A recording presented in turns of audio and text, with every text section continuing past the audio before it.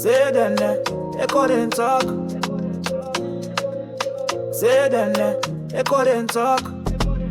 Welcome to Say them they couldn't talk. Oh, yeah.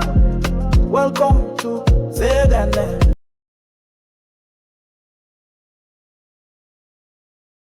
Bienvenue. Aujourd'hui, on se penche sur une analyse, une source audio assez particulière qui nous a été fournie. Oui. Elle propose une lecture, on peut dire, radicale de certains textes bibliques. L'idée centrale, c'est qu'il n'y aurait en fait pas de pardon divin possible pour le meurtre. C'est exactement ça. La source développe beaucoup ce concept du vengeur de sang. L'idée de base, c'est qu'une loi divine, immuable, exigerait la mort de celui qui ôte une vie. D'accord ? Et c'est une loi que même Jésus, selon cette source, n'aurait pas annulée pour ce crime précis. Donc, la justice rétributive, elle passerait avant le pardon pour le crime de sang. Ok, donc notre objectif ici, c'est de bien extraire les points clés de cette analyse, de comprendre la logique, les exemples utilisés pour l'appuyer. Tout à fait. Tout ça en restant fidèle à ce que dit la source, sans la commenter nous-mêmes. Alors, allons-y, décortiquons ça. Quel est le principe fondamental derrière cette idée ? Alors, le principe qui est vraiment martelé, c'est vie pour vie. La source insiste là-dessus. Celui qui verse le sang de l'homme, par l'homme, son sang sera versé. C'est très direct. Ah oui. Et selon cette lecture, pas de rédemption possible pour le meurtrier vis-à-vis de cette loi-là, quoi. Ça rappelle vraiment la loi du talion. C'est une affirmation forte quand même.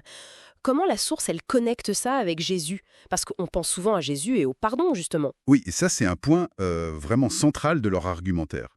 Ils disent que quand Jésus déclare « celui qui prend l'épée périra par l'épée », il confirmerait cette loi du vie pour vie. Ah, d'accord. Et la source fait une distinction très très nette. Jésus, il permettrait le pardon pour les offenses, mettons, perdre un œil, une dent, ce genre de choses, Oui. mais pas pour le crime de meurtre.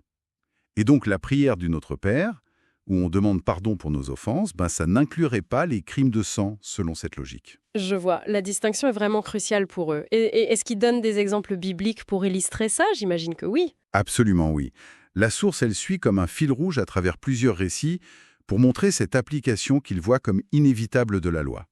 Par exemple, David et Urie. Oui, l'histoire connue. Voilà. L'enfant qui naît de l'adultère meurt.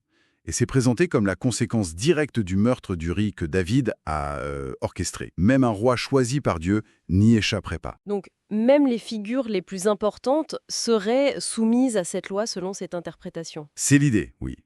Il cite aussi Absalom, le fils de David, qui tue son propre frère et finit par mourir jeune de façon violente. Ou encore Judas, son suicide est directement lié à l'argent du sang.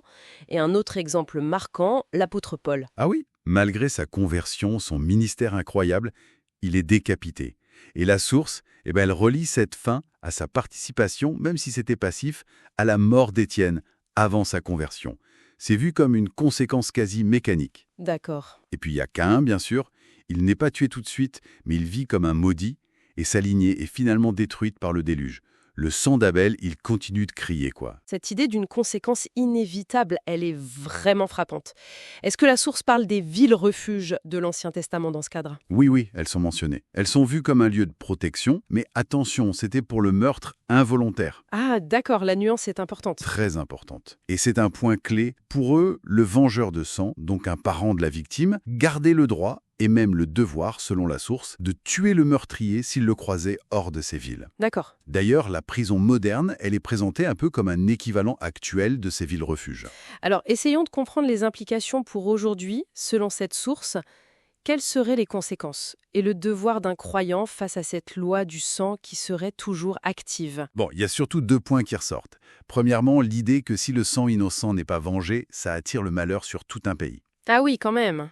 Oui, et deuxièmement, il y a une critique assez directe d'une vision, jugée un peu trop bisounours, de la foi, réduite juste à l'amour et au pardon.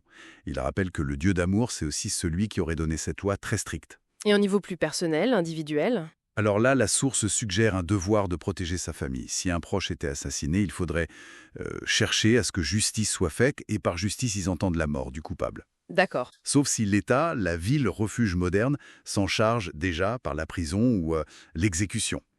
Mais ce n'est pas présenté comme une vendetta personnelle, plutôt comme l'application nécessaire d'une loi presque naturelle pour apaiser la terre qui a été souillée par le sang.